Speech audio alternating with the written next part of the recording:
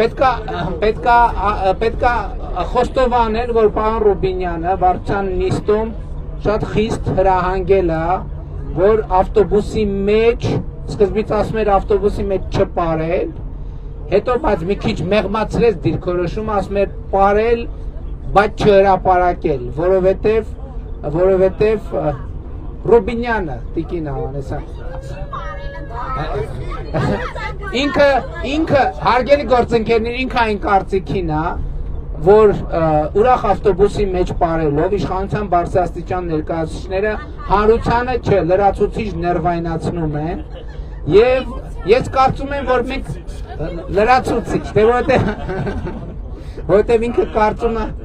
կարծում է, որ ընդհանրապես էլի չնայած թե պետպարզ է, իշխանությունը տենց հատկություն ունի, երբեմն ներվայնացնում է, բայց սովորաբար իմիջիալոց այդ մեր նիստերում էլ կա այդ ավանդույթը,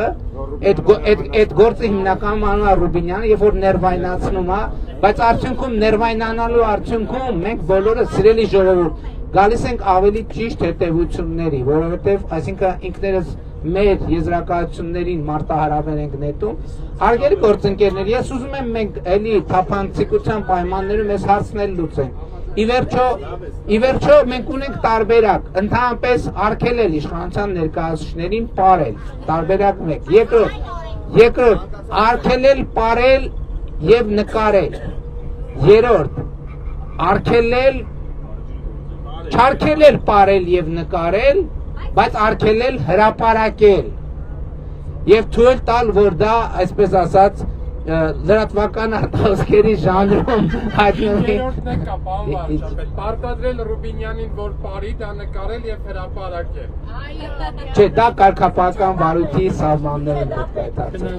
Հարգելի գործընկերներ, կան արտահայտվողներ այս շատ կարևոր թեմայի վերաբերյալ։ Ես կարծում եմ, որ Ռուբինյանի